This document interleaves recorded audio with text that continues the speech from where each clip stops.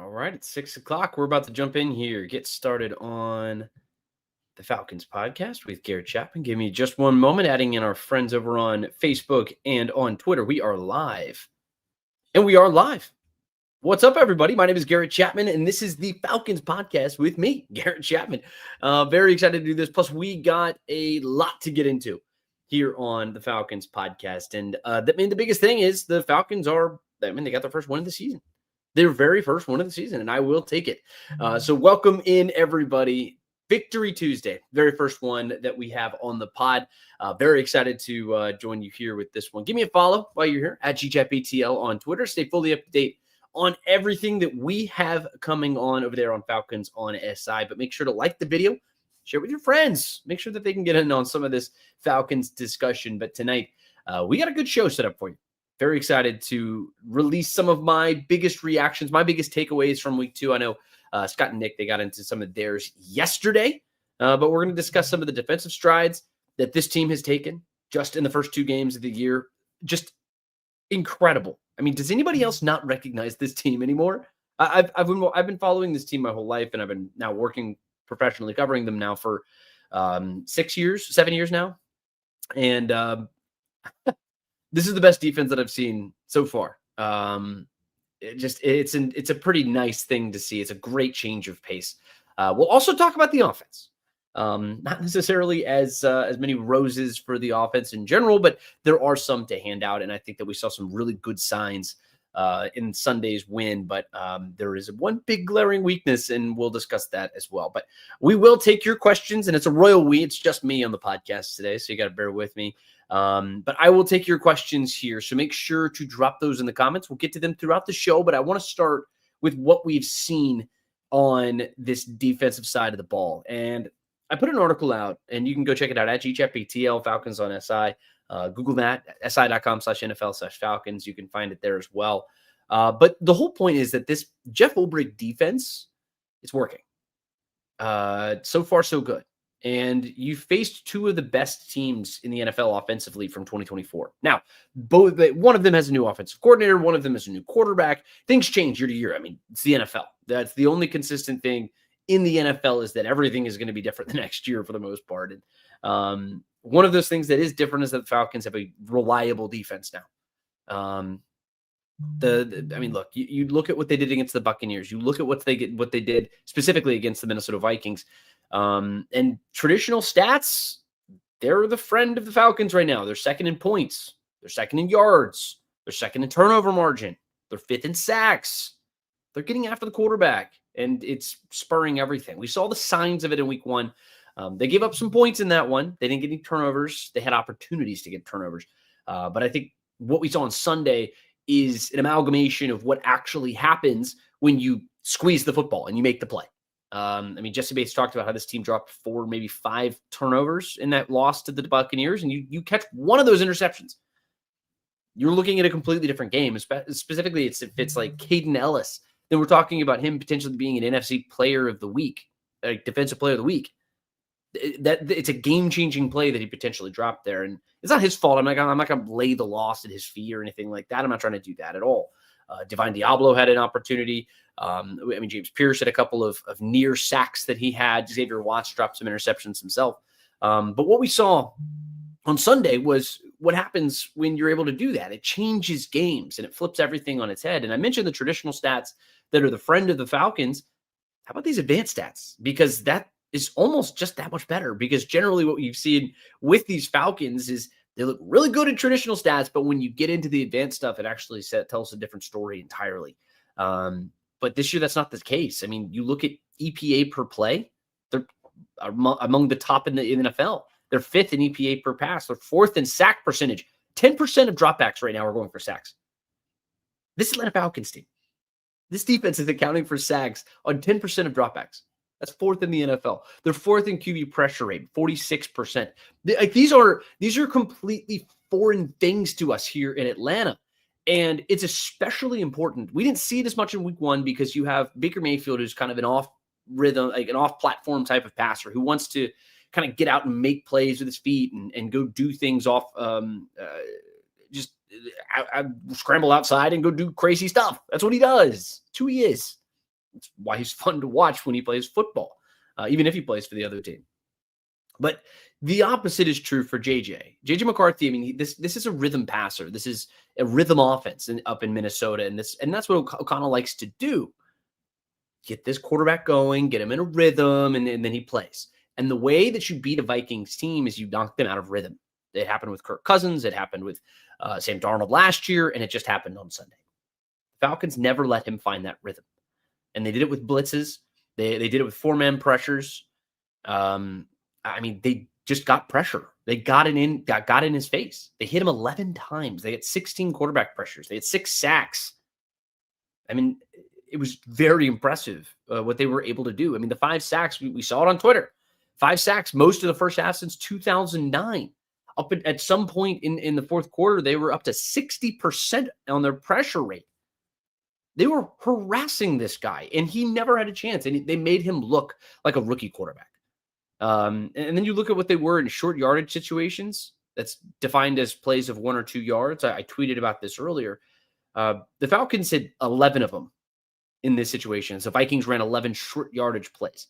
They got it for -4 yards. -4 yards. They had a pressure rate of 60% in those situations. It tells me that the Falcons and this plan that Jeff Ulbrich had, it's working. It's working.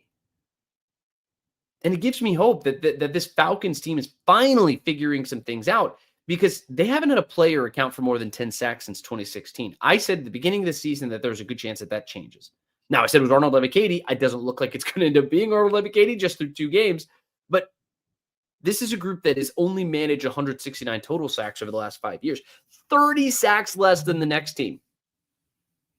It's crazy how bad they've been at this, but they've fixed the problem. And I think we can definitively say that through 2 weeks. They have fixed the problem.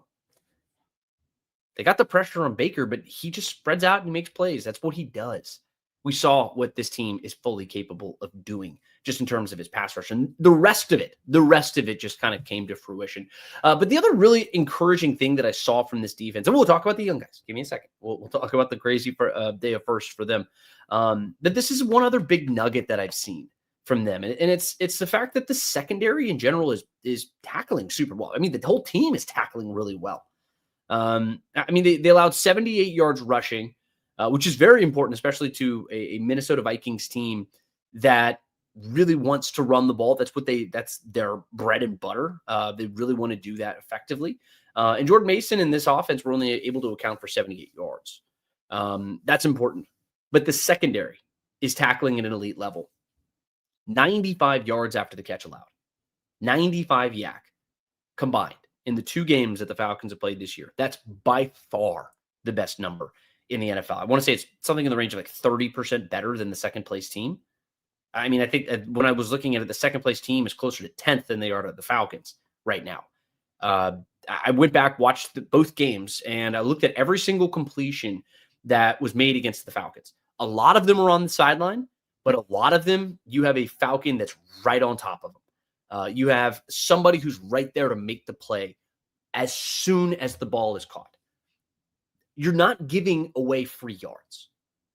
And that adds up over the course of the season. That's one of those little things that I think coaching does. Jeff Ulbrich, everything that he has been able to do with his team, it's working right now. It's doing a very good job of working. And I think a lot of the issues that you saw in week 1, I think that was as much inexperience as it was anything else. And you see the corner that they were able to turn when you go from week to week. And it gives me confidence in this team moving forward. We're 2 weeks in, though. Got to give it some time. But I don't want to overreact to everything that I've seen. But the results, speed, pressure, and depth, those are things that this team has not had. They've consistently not had it. And right now, based off of what I have seen, I'm very encouraged. And it all starts with these new contributors. And that's where I'm going to talk about these young guys and some veterans, because some of the veteran newcomers are also, they deserve some flowers as well. So I would say that there are 8, potentially 9 really big new contributors to this team. Rookies, they're studs. The free agents, studs. Second-year players, studs. Xavier Watts, we talk about his big game confidence. He had his first career pick. Billy Bowman, I mean, he was the first player in 30 years, first Falcon in 30 years to have half a sack, 10 tackles, and an interception in his first 2 career games. He had an interception, he had a sack in his first game. Jalen Walker finally showed some of that elite skill that we've been hoping to see. Had some great bend. He got his first career sack. James Pierce had 4 pressures in week 1. He got his first sack. Divine Diablo had a sack last week. He nearly had some interceptions, but this week he had a fumble recovery. Zach Harrison had a strip sack. Leonard Floyd, he had a sack of his own, but he also created sacks for his teammates with some havoc plays. I mean, there is a play, I don't remember where exactly it was in the game, but I distinctly remember watching this film where he blows up 2 guys. He goes right in the middle of it, and he blows up the center and the guard. And what it does is it knocks a guard on his rear. He goes right into the lap of J.J. McCarthy. And what it does is it forces J.J. to step to the right, and Brandon Dorless, who had 1.5 sacks in this game, he comes up and he cleans up. It's creating for everybody, and it's a symbiotic thing, and it's something where we haven't seen something like this in Atlanta in a while because you haven't had the guys who had the chops to make it effective. And credit to Terry Fontenot, because Terry Fontenot has done he's invested a lot. He's invested a lot, and the early returns are absolutely there. And the other crazy thing about this, aside from the 2 vets, Leonard Floyd and Divine Diablo, the average age of all the players plus Zach Harrison that I mentioned is 22.5. 22.5. This group is young. So it gets you excited about potential because you assume that they're only going to get better, right? But it also tells me another thing, and this is where I want to have everybody pause for a second and breathe. There's a lot of inexperience here. There is a lot of inexperience here. They could get better, but they might also have some of those moments, right? Like we saw the moment that Jesse Bates had in the game against the Bucs in week 1, where he actually is the reason that he gets sucked up in coverage and then they go over the top and they beat him there. Mistakes happen, but the difference is that's a veteran, and he comes out in week 2 and he responds and he's that much better, right? He had some very big time plays in this game. Young players make mistakes. Young players, we've just never seen them respond to those mistakes and try to get better after the fact. So we have to have some grace. It's just through 2 weeks, there's no reason to have grace because these guys have just been unbelievable. I mean, as of today, as of me recording this podcast on September 16th, the Falcons have just nailed all of their picks, at least their first 4 defenders. But I see a lot of people have started to jump in the podcast, and I see some folks have already dropped likes. I really appreciate that. So if you were watching on Twitter, hit the retweet button. I really appreciate all of it. Hit the like button or hit that follow at GChapATL. We talk a lot of Falcons here on the platform. If you are over on YouTube, welcome. Thrilled to see you. Make sure to hit the subscribe button. We also take donations over there on YouTube. So if you feel so inclined, just hit a guy up. Always helps to keep the lights on here. But hit that subscribe button, hit the like button, share it with your friends if you're over on Facebook as well. We really appreciate any and all support that you guys have. But I do see some questions and comments starting to roll in, so I'm going to start getting to those here. I see Philip Crawford over there on YouTube says defense. Yes. No, defense is the name of the game here in this game. 22-6. You don't allow the home team to score a single touchdown in this game. Defense generally is going to win you that game, right? So I do have some other things that I want to talk about here with that game, and we'll get to some of those reactions here in a little bit. Atlanta Dog 88 says it's only been 2 games, but the Falcons are top 3 in most EPA defensive categories. It's absolutely right. You're absolutely on the money. Exactly right about that. I mean, this is a group who is starting to discover some of that potential with Jeff Ulbrich, and I think it's been very promising, just the early returns. And I think now you have the Carolina Panthers team who you're facing who has struggled in terms of those advanced metrics. Now, it's a divisional opponent on the road. We'll talk about that on Thursday, but we have plenty of time. So Austin over there on YouTube says, hopefully this team can build off the win, never settle. No, there is no settling in the NFL. If you settle in the NFL, you'll lose. You lose your job very quickly and people get cut and your career is over, right? This team they haven't won anything as far as like their end of season goals. They didn't set out at the beginning of the season and say, we're going to go beat the Minnesota Vikings.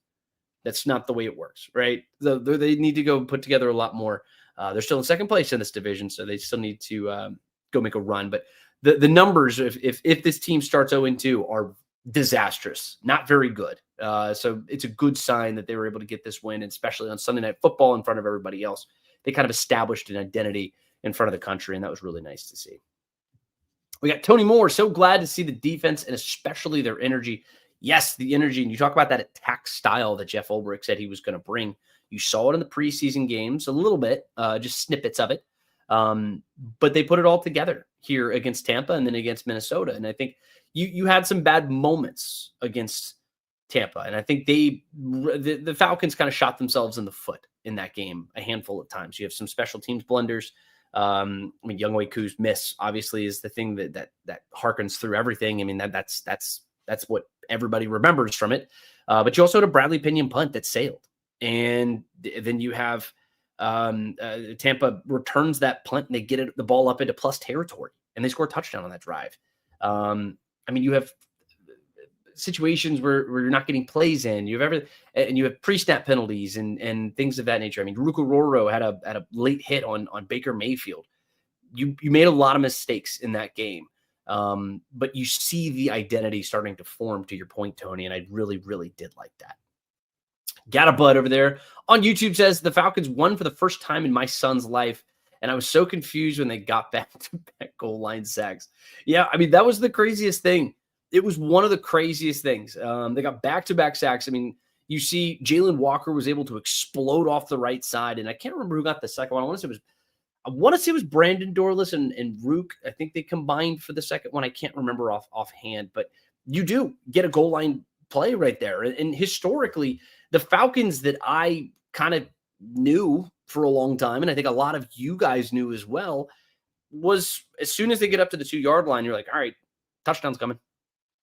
Whatever. Just let them just get it. Let's get the ball back to the offense. We're going to go. I think they were up 6-0 at the time. Give them the lead. You're going to flip around and you're going to get the ball back. Let's go do something. Not this defense.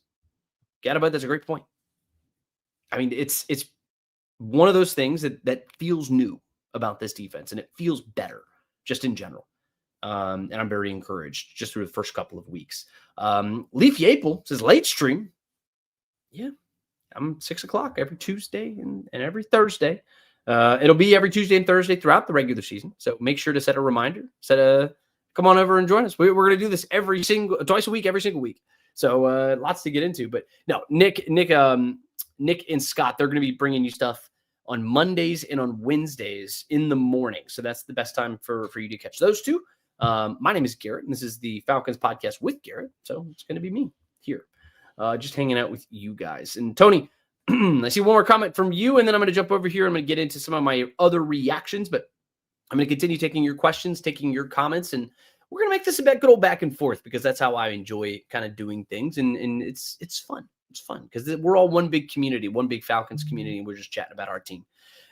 Tony says, if the defense continues this upward trend and the offense brings it together, we have a chance for a special season. Yeah, very special season. And that kind of gets me into the next big thing because the defense, yes, throw the flowers at the defense because there were a lot of things that they did very effectively on Sunday.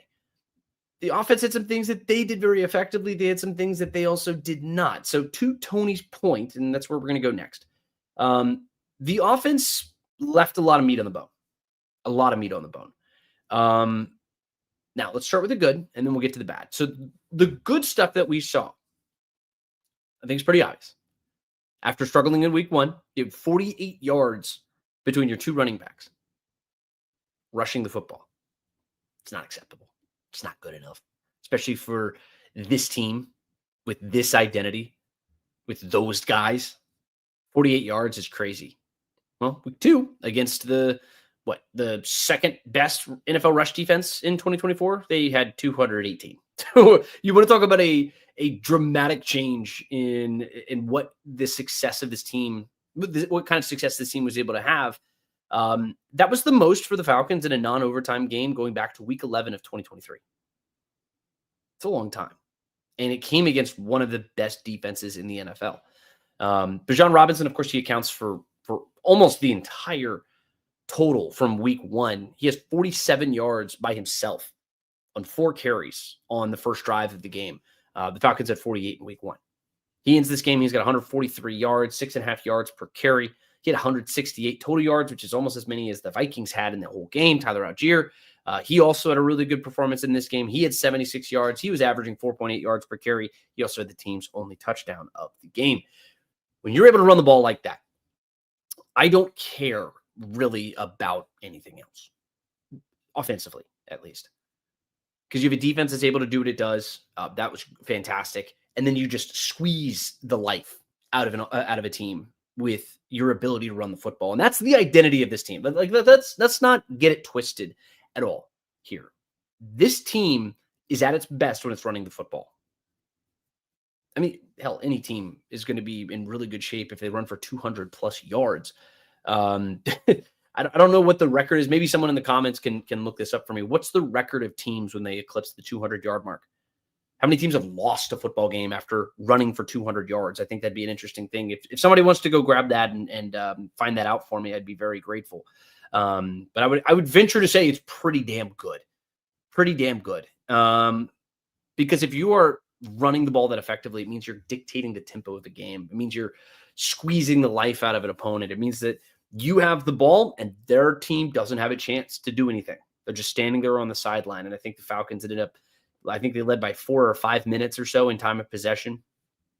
It showed. And I think it kind of makes me feel a little bit better because you look at the box score of what Michael Penix was able to do in this game, 13 of 21, 135 yards.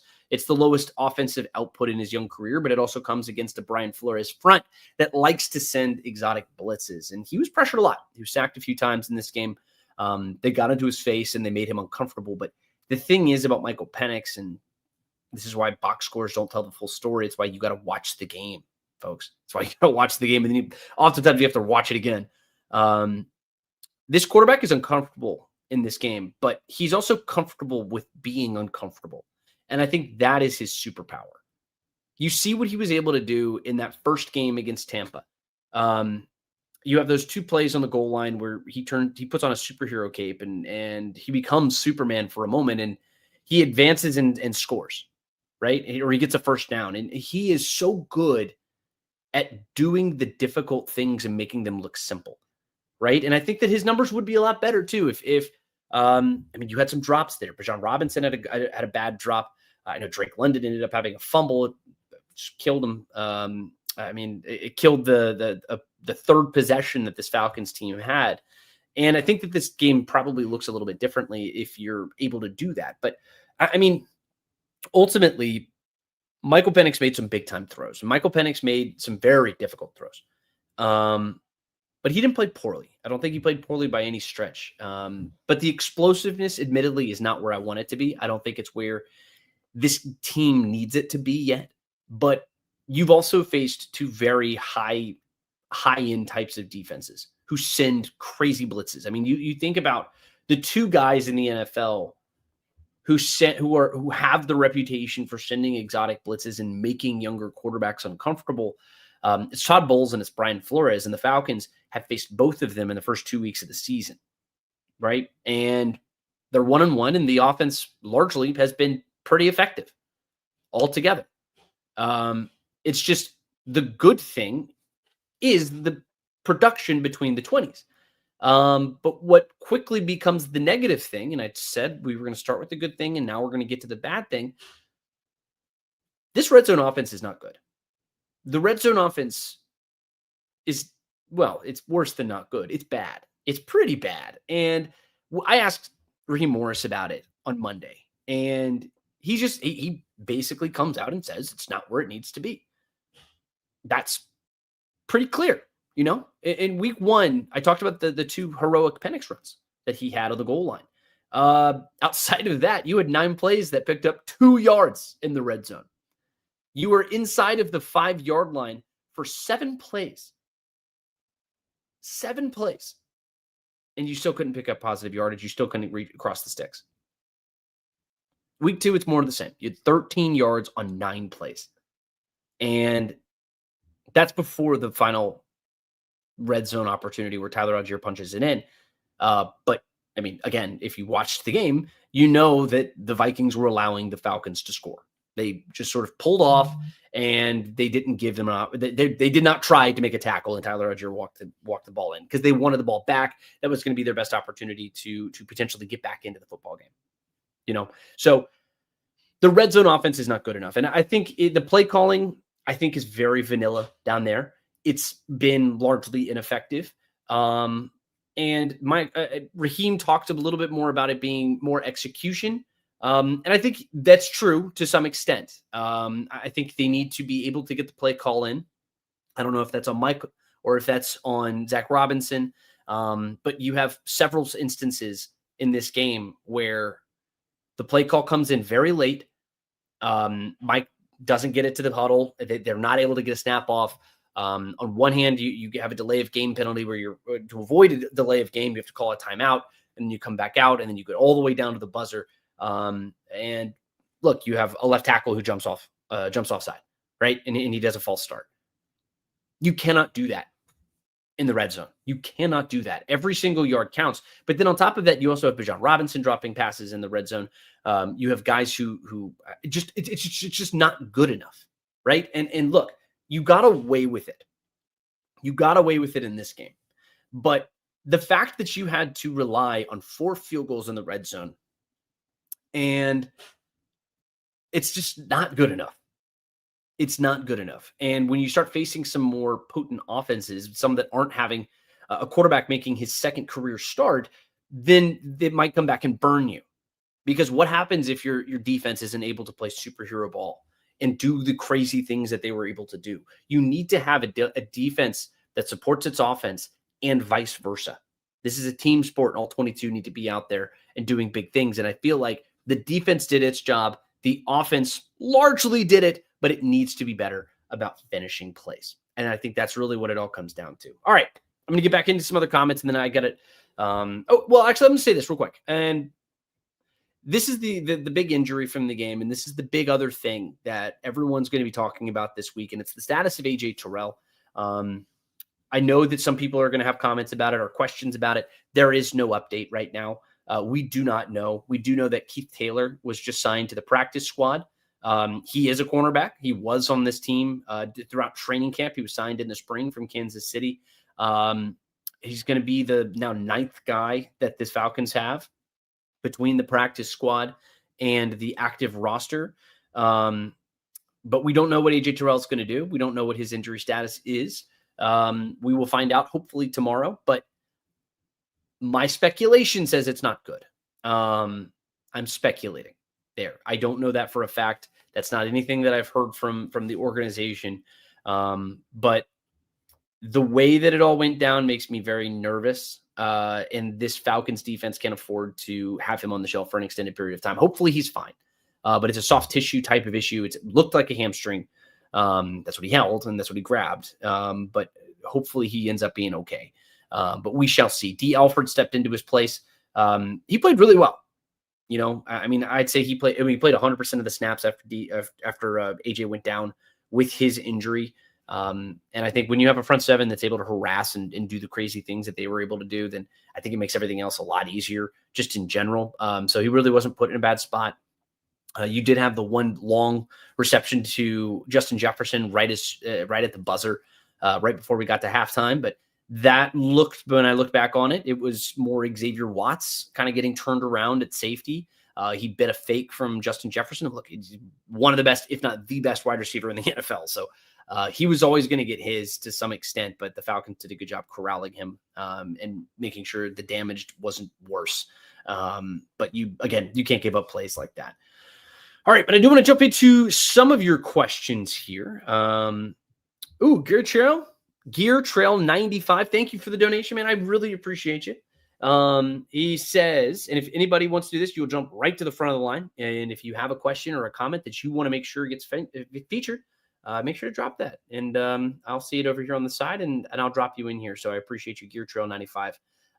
Says, I want to believe this isn't an outlier. After all, the defense played solid against Baker in week 1 at the beginning, but we'll have to see. Yeah, I don't think it's an outlier. I think that this is the identity of this Falcons team moving forward, Gear. I think that this is what they wanted to do.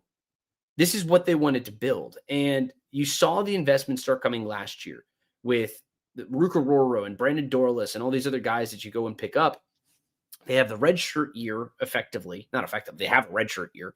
And you don't see them even play a game or take some snaps until the very end of the season, just as they were continuing to adjust into life in the NFL. But I think through the first 2 weeks, you've seen these guys. And I think Jeff Ulbrich is a return to the style of play that I think Raheem Morris really wants to have. These guys have coached together for a long time. They've got a good rapport. And I would say ultimately, like, this is the unit that I think Terry Fontenot envisioned. And he's finally got some guys who he's hit on. You know, he's tried on Arnold Ebiketie. I think he's largely been average, really, at best. And that's why he was so aggressive to go do what he needed to do with the first round of the draft last year, with going and getting James Pierce, jumping back into the first round to go get him, and then getting Jalen Walker as well. That's why you do those things, because this team had a glaring hole. They had a glaring need, and they addressed it as quickly as they could. And you're starting to see the dividends from that. But I also don't want to forget the fact that Leonard Floyd is as important to this room as anybody else. He's a seasoned veteran. He's been around. He's had nothing but consistent play over the last 5 seasons. I mean, it's been a long time since this guy has not had an 8.5 sack season. I want to say since 2020. I mean, this is a guy who's been in the league for a long time. He's been to a lot of places, and he knows how to coach up some younger guys, and I think he's done a really good job of that. But yes, thank you for the donation. If anybody else throws that in there, I will jump right to your comment or question. So I appreciate that, and any and all support I do appreciate. So thank you, Gear Trail 95. All right, so I'm jumping in here. I got to recatch my spot here, and while I do that, just very exciting about what we've seen. So yeah, Leaf Yapel says, I've not been this excited about a Falcons team in a long time. I share your excitement. I was more apprehensive at the beginning of the season, I will say. And folks who have been following since I started up doing these podcasts in August, they'd probably say the same thing. I was a little apprehensive. I was a little nervous about where this team was, mostly because of the inexperience. You have inexperience at quarterback. You have inexperience along the defensive line in the secondary. Not a lot of depth at the wide receiver position. And you have guys who are starting for the first time on the offensive line. You know, we were coming in as new week 1 starters.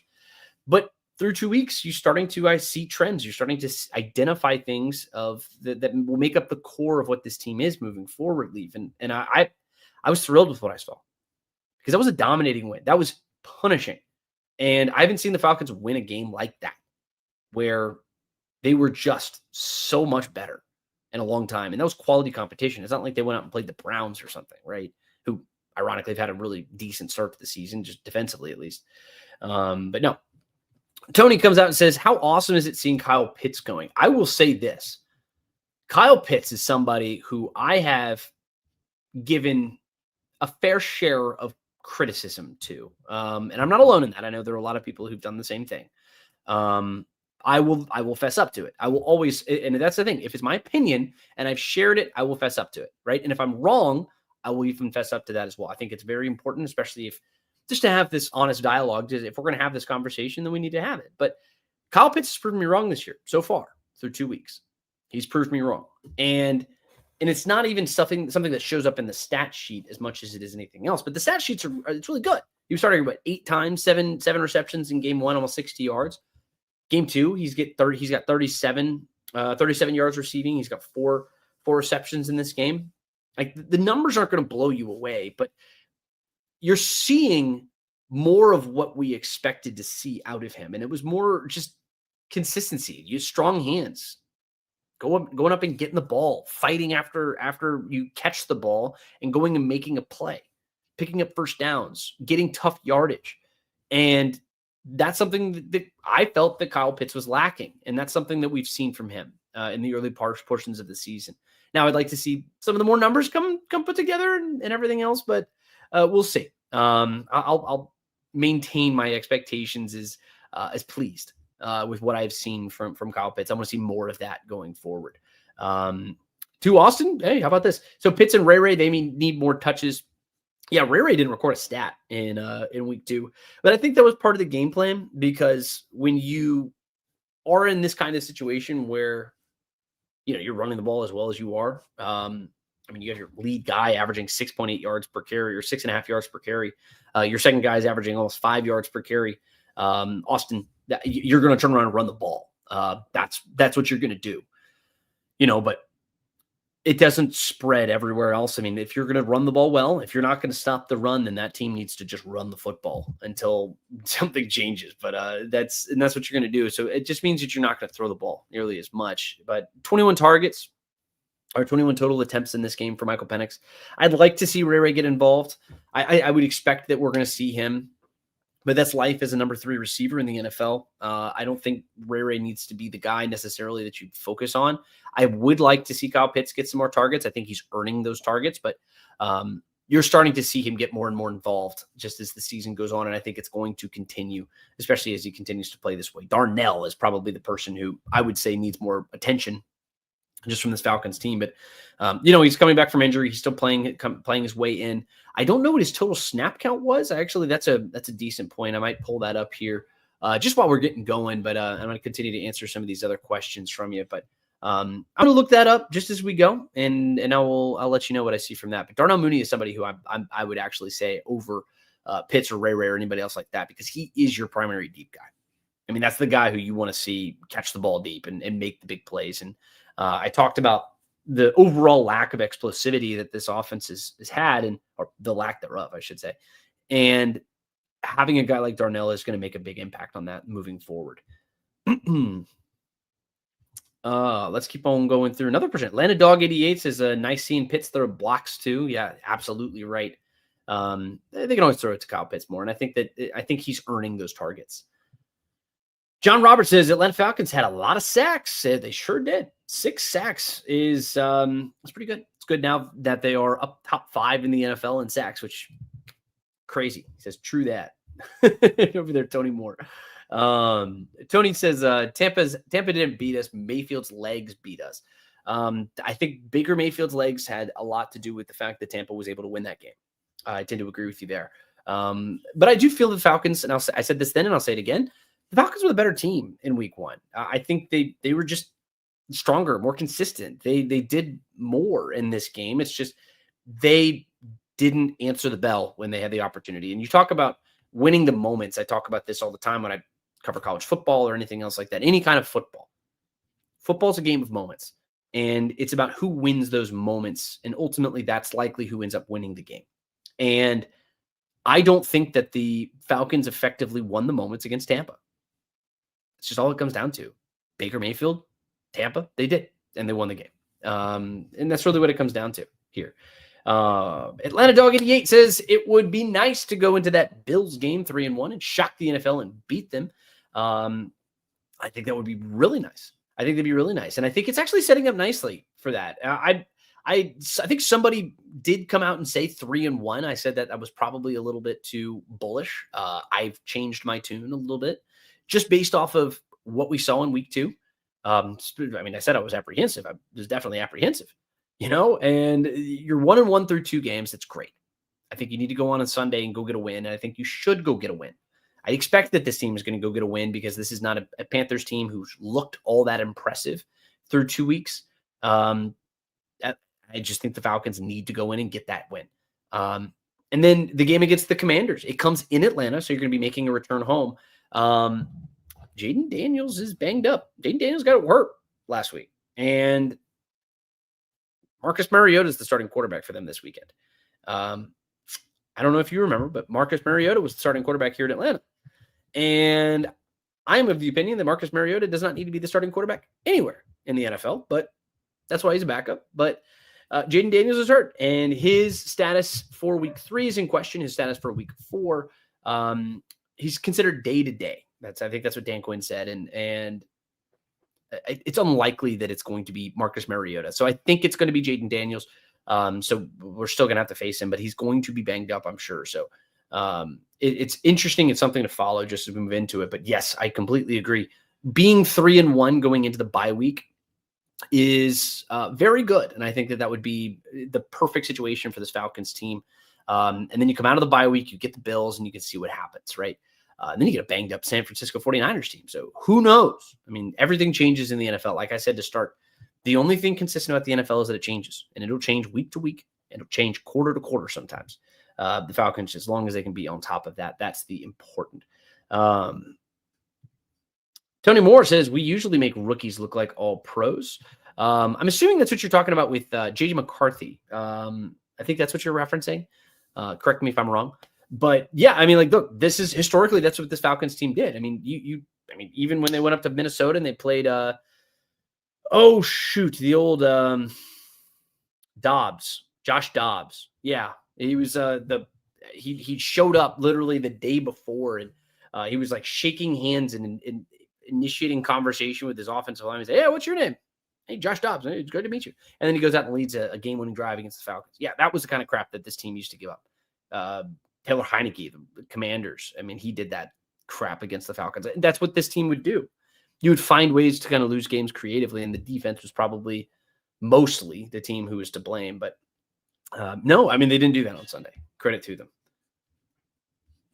Stephen B says, not convinced simply by watching D handle business versus Falcons or Vikings with questionable quarterback and left tackle play. That's fair. That's fair, Stephen B. The Vikings did have some injuries on the offensive line. They were playing some backups at the position, and you have a young quarterback who can't throw to his left. He's just had some issues. J.J. McCarthy does. I think that's probably the comfortable way to say it. I mean, you look at the scouting report, and it's very clear that if the Falcons were going to send some pressure and get the blitz there, then it was going to cause some problems for him, and it did. That's largely what happened. And to your point, Stephen, that's true. But to my point, I'm not just reacting to what we saw week 2. I'm reacting to what we saw week 1, and I'm painting the full picture now of what we've seen, again, like I mentioned, with a limited sample size through 2 weeks after week 2, right? So you combine some of the positive things that you saw in week 1, and you see, okay, let's finish off some of those plays. Let's go get some of those sacks. Let's get some of those interceptions. And you start to see some of that stuff kind of build. And now, trends aren't exactly trends through 2 weeks, but they can become trends. And these are things that we're starting to notice. Got my guy Gadabud over there on YouTube. Like I said, if you drop in a donation, I will always go to yours next. So thank you so much. Gadabud says, I was really looking forward to going to the Buffalo game in person to watch Koo and Bass kick balls. The fact that neither will kick is depressing. Yes, Georgia Southern grads are disappointed about that one, and I will be very clear about that.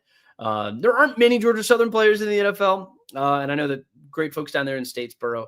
I was one of them at one time, but being able to go see Youngway, potentially a Georgia Southern grad who went to school down there, and then Tyler Bass, who actually came in and replaced him. Strong kicking culture down there in Statesboro, but no, Tyler Bass is on the shelf, so he's going to be hurt for I don't know how much longer he's going to be hurt, but. And then Youngway, it doesn't look like Parker Romo is going to cede the job to him. That competition is going to continue. So that's another big update from head coach Raheem Morris. And I know Gadabud's going to be very interested in that. 90% is the quote from Raheem Morris. That's what he said about whether or not Parker Romo is going to be his starting kicker in week 3. Take that for what you will. I'd say that Parker did enough to win the job, in my opinion. He clearly won the job in camp, or not in camp, but he didn't the week of practice building up to week 2. And then he comes out and connects on 4 kicks and does what he does, or 5 kicks and does what he does there. And he won the job, in my opinion, but 90%, that's what Raheem Morris said. And I will repeat that to you. Let's keep on rolling through some of these comments. Thank you all. Thank you to Gadabud, and thank you to Gear Trail 95. We're going to keep on going through here. Got to go catch up right here. So DQ says, who will play opposite of you since AJ is out? We don't know if AJ is out. Just full disclosure, we do not know that yet. The last time we talked to Raheem Morris on Monday, he said that there's no update. He said we will not know anything until we get in closer to practices. And there was no insider report as of today, nothing that I've seen from the national folks. And we didn't see anything or we won't hear anything until tomorrow. when we get up to Flowery Branch. But when we get that update, we will let you know. But D. Alford is the guy who stepped in and played 100% of the snaps after AJ Terrell went down with the hamstring with the hamstring injury, and played well. I mean, he played pretty well. So hopefully we can see a little bit more of that. Tony Moore says Vikings won what? How many games last year? 13. They had a really good season. They were one game away from playing winning the NFC North and being the number one overall seed in the NFC, right? So they had a really good season. Different quarterback, Sam Darnold, but they moved from him to another first-round quarterback, and Falcons played well. Let's just put it that way. Tony Moore says, probably Alfred. So he's answering that question. Let's keep on going through. It sounds like some people are having a back and forth conversation, which I appreciate. Tony Moore says Diablo's signing was huge. Yes, Divine Diablo. And I will say this, and I'll pound my podcaster chest about this one. I've been saying Divine Diablo's name for a month and a half now, almost a month, at least a month and a half is probably more accurate. This guy is so damn good, and he is so important to what this defense wants to do because he matches the athleticism of what Troy Anderson was supposed to bring, but he's consistent with it. He's long. His arms are big. He's got great instincts. He is fast. This guy is sideline to sideline fast. He makes sure tackles. He fills the right holes, and he does what he is supposed to do. And this defense is so much better for it. And the other great thing is that it opens up Caden Ellis to go do more things. We talked about Caden Ellis getting that red arrow, right? Just go get the quarterback. Something he can do now, and it's something that he can afford to do. It's something we saw him do later in the season last year when this defense saw a big old uptick in sacks. It's because he's got a guy in Divine Diablo next to him. And the guy can do everything. He can do everything. And he's been one of the most important pieces on this defense. And he deserves his credit for that. Stephen B says, best part about Vikings game is Falcons didn't draft J.J. McCarthy. Yes. And I'll tell you this. So one story here for you. We go back to the draft last year, or well, I guess it was last year. I did not want a quarterback. And I will, again, like I said earlier in the podcast, if I'm wrong about something, I will freely admit it and I'll be open about it because, look, I'm not wrong very often. It comes off kind of cocky, but I work very hard to do what I do.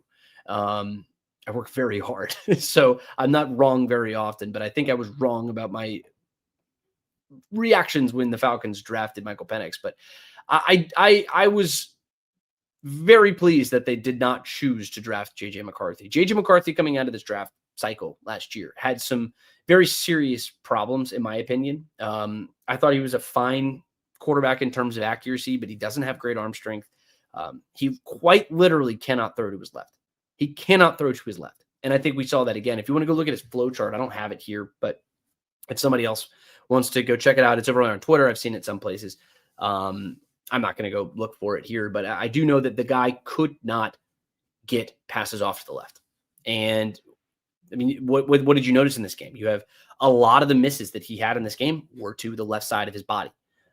It's because he changes his throwing motion. He goes that way, and it's weird, and it just looks uncomfortable. You saw a guy, I think, threw Justin Jefferson into the sideline once, just on an incomplete pass. He skipped a pass at one point, and he sailed one long on a play that would have blown this game wide open. Like you talk about the long pass over the top, J.J. McCarthy missed it by about 10 yards to the left side. And that was something that it was a big red flag for JJ coming out of this process. And it was also the fact that he came on a team who didn't rely on him very much and everything else. But no, I don't want to get too deep into what JJ McCarthy is per se. I've probably already talked too much about it, but no, I tend to agree. The joke is well received. And I think that's another reason that we should be very happy with the guy that we have here in Michael Penix. Dude's got an arm. Dude's got a cannon for an arm. And I think it's only going to get better the more he steadies in and continues to play. But you've seen some of the potential here in the early parts of the season. Brandon James says probably Alfred will fill in for Terrell. Yes, that's who he did it in the last game. I'm assuming that's who's going to do it throughout the course of this week, but that's going to continue to evolve just as the week goes on. Atlanta Dog 88 says I'd rather elevate Kobe than start Alfred at cornerback. No.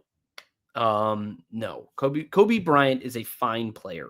Kobe Bryant is on the practice squad. Kobe Bryant is on the practice squad for a reason. It's not that he's a bad player. It's not that I don't like Kobe Bryant. It's that he's not ready to be an NFL cornerback. If he was, he'd be on the active roster. And someone else would have scooped him. I know a lot of people were very upset saying that like there's no way he clears waivers, and he clears waivers. I mean, he's got things that he's got to work on. He's an undrafted free agent, right? He's not going to give you more than D. Alford. And look, D. Alford had plenty of shortcomings last year, and he can always stand to continue to improve. Some of them are physical, and I don't think he's going to get better at those just because you can't really get bigger, you can't get taller. That's just not how it works. But no, Kobe Bryant is not going to start for the Atlanta Falcons at corner, right? There are other guys that you can put in the spot. Mike Ford is somebody that you would put in that spot over Kobe. And I know people are probably freaking out about that. The staff feels very comfortable with Mike Ford. That's why he's on the active roster. Now he's probably going to do more in special teams and things like that, but D. Alford is going to be the guy anyway. So it's a moot point anyway. It may be completely irrelevant too, because maybe AJ Terrell is healthy. We do not know yet. Just want to make it clear. Brandon James says, hit that like button. Yes, please do. If you're watching over there on Facebook, likes, shares, all of that is very appreciated. If you're watching on Twitter, make sure to hit that follow button at GChapATL.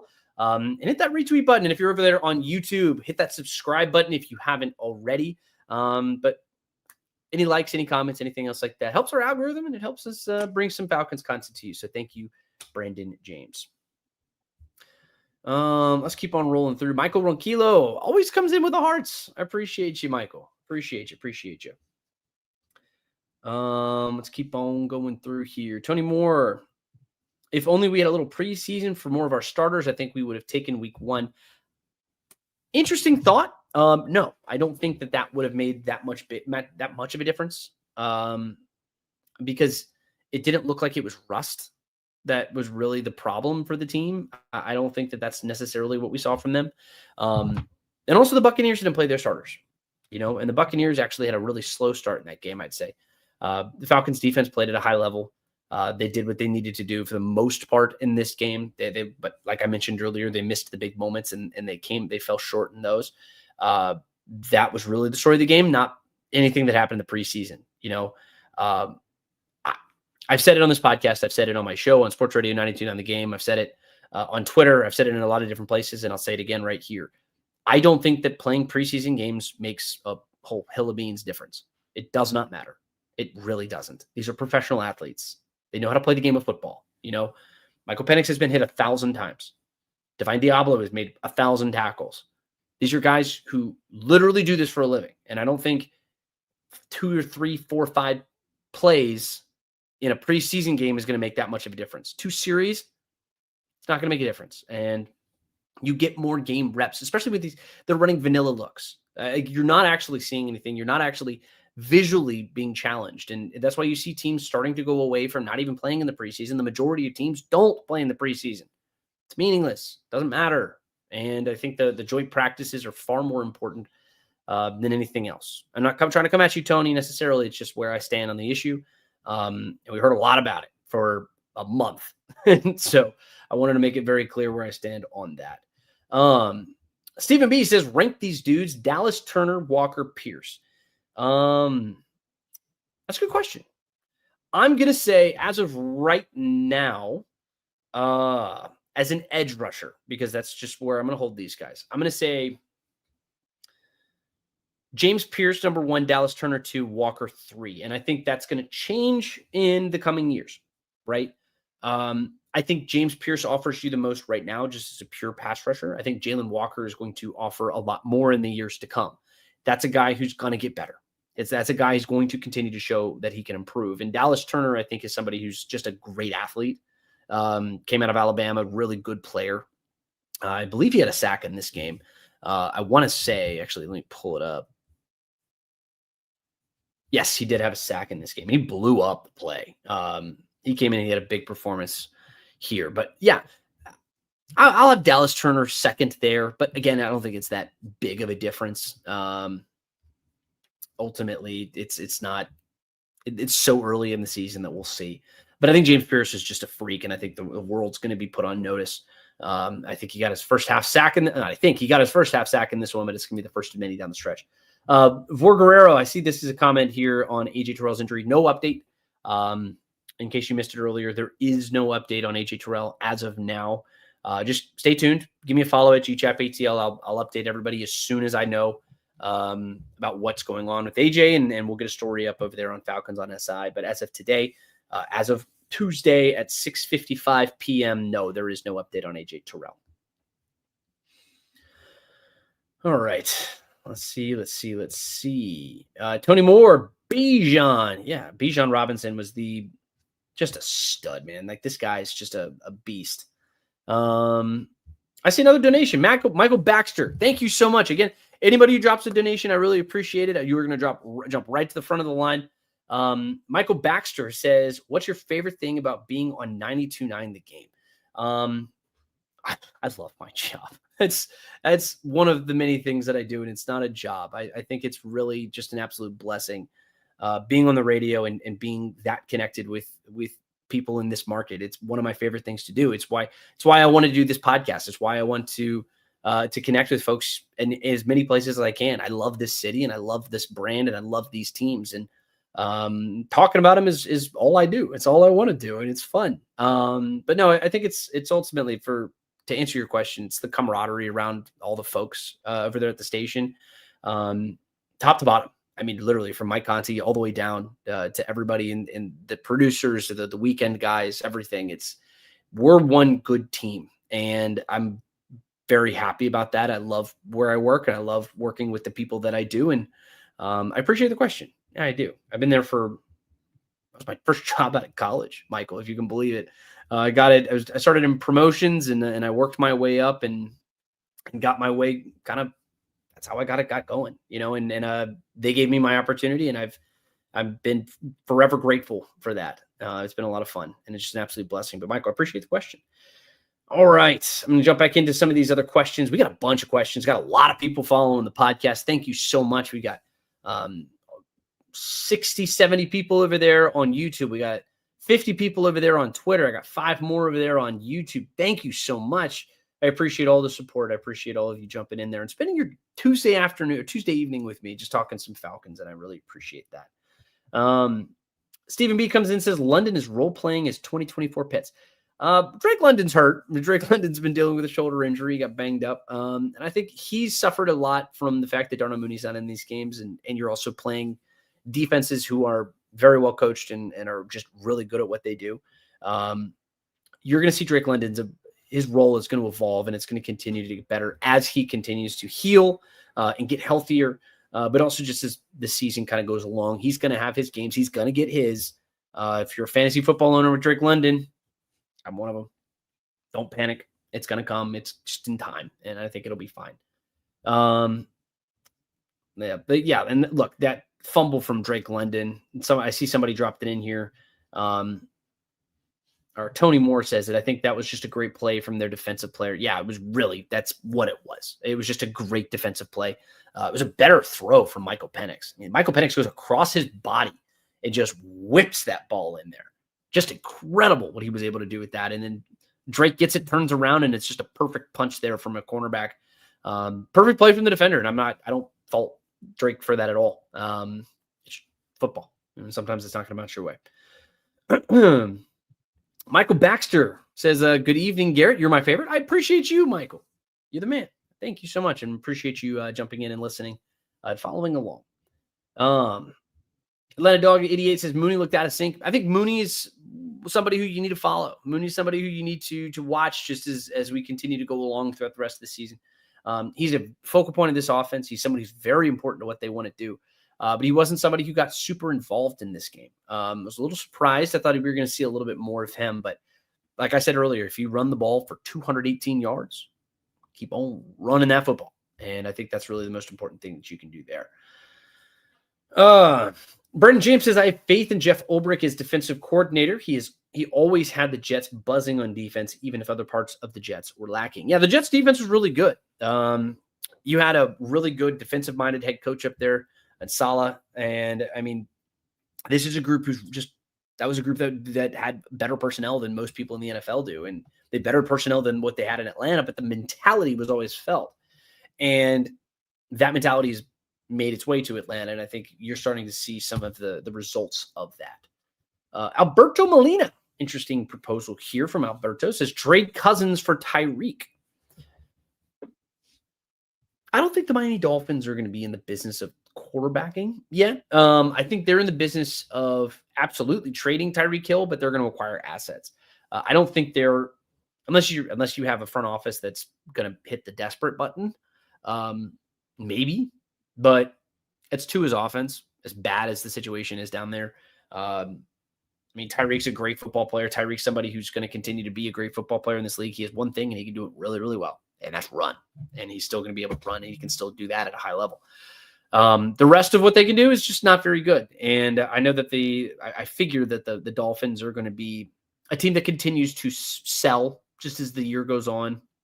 Not that you sell all that much in the NFL. It's just not the way it works, really.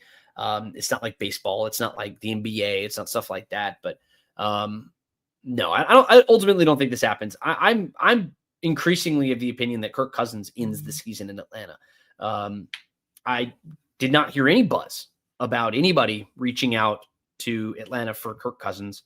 And you lost a lot of quarterbacks over the last couple of days. And maybe if things go really poorly in Cincinnati, maybe if things continue to go poorly in Minnesota, maybe if things just elsewhere just don't go well, and you have coaches who need to maximize where they stand, maybe then you start getting some phone calls. And I think that's where the Falcons want to be in that discussion for anything with Kirk. But the fact that we didn't hear anything and Joe Burrow goes on the shelf, I think that's pretty indicative of where this team stands and what they want to do.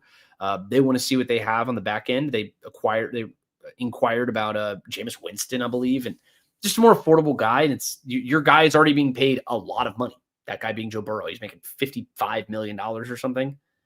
You're not going to want to bring in a $30 million quarterback it's crazy at that point, money-wise. But desperate teams do desperate things, and we'll see who gets desperate. But I think nobody's at that desperation point as of right now. All right, let's keep on rolling through. Tony Moore says Zach Robinson needs to go back and study red zone offensive play calling. We talked a lot about the red zone. I didn't want to skip over your comment, Tony, but no, Zach Robinson does have some shortcomings, and those come in the red zone. And he needs to be more effective in the red zone, and this offense in general needs to be more effective. I asked Raheem Morris about it earlier this week, and he said it was as much just execution as it was anything else. That's what he told me. We'll see. I went back and watched the film, and it looked just sort of vanilla to me, and that needs to be better. Communication needs to be better, and execution needs to be better. I just think everybody needs to be better, but you got to score points. You need to score touchdowns. You had 4 field goals in this game, and it was good enough to win on Sunday, but it may not be enough to win moving forward. Diallo comes in. I don't want to jump out the window. The Vikings were hurt. Okay. I don't have a lot of sympathy points for teams who get hurt in the NFL, just in general. I mean, they had their starting quarterback. They had the better of their 2 running backs. You still had Justin Jefferson. I mean, they're a good team. They're a good team for a lot of different reasons, and they're really well coached, and it's a good football team. They're all pros, right? But it's like their best players were still out there. You had some defenders who weren't there, and the Falcons beat them for it, but that's life in the NFL. People are hurt. It's one of those things, and you're still expected to win football games. Stephen B says, how dare you question week 2 excitement? I know, right? Let me be excited. I'm pumped up, and then I'm just trying to share all of that excitement with all these folks, man. Michael Baxter says college football game time is the best. I appreciate you. Thank you for listening over there on 92.9 The Game, 8 o'clock in the morning on Saturdays. But no, I really appreciate that. But look, I appreciate everybody. I appreciate everybody who jumped in here. I'm not going to be able to get to all of these comments. I'm going to try to scroll through. And Winston Thornton says, great content, brother. Appreciate you, my man. Thank you so much. And then Tony, this will be our last comment here from Tony Moore here on YouTube. Thank you to everybody who dropped in comments. We had lots of involvement today, so I really appreciate all of you. Just kind of having this dialogue, talking back and forth is what I love to do. I mean, we've been doing it for 65 minutes straight. I've just been sitting here talking at a screen for 65 minutes. That's a long time, man. But I see we've got 150 people or so across all platforms, and that's why I do it. This is why I continue to do what I do. It's a pleasure. But Tony says, speaking of which, how about the whole special teams improvement? Yeah, the special teams as a whole was fantastic. I was very, very pleased with what we saw. And I mean, the whole game was really good. And it was the fact that the Falcons dominated. We talked a little bit about what they did on offense, where they ran the ball for 200 plus yards. And then on defense, where you hit the quarterback 11 times, you get a 60% pressure rate. You have 6 sacks in this game. You hold them to 78 yards, which, by the way, they've only done this Falcons team. You want a stat, folks? The Falcons have only held their opposition throughout the course of a season to under 100 yards per game one time in the last 20 years. One time. And I don't know how much longer it is because the stats that I was looking at only went back to 2004. It happened one time. It was in 2011, right? They're doing that right now. They're holding opponents to 89 yards per game. It's pretty damn good. But the defense does what it's supposed to do. The offense does what it's supposed to do. But special teams did its job too. And it is so important when you have all 3 phases of the game working together. Now, the offense needs to get better in the red zone, and I've acknowledged that. I've said that. But largely, the offense did a really good job. This is one of those spots, the special teams, that gets kind of omitted when you start talking about this kind of stuff. But Mike Ford forced a fumble in punt. You had great tackles. You had nobody beat you in those situations. And then Parker Roman comes out and makes all of his kicks. You do your job, you win the game. And it's not always sexy. It's not always the craziest thing, but that's the simplest thing. And that's why the Falcons won. They won in all 3 phases. And I think the special teams, to your point, is fantastic. All right.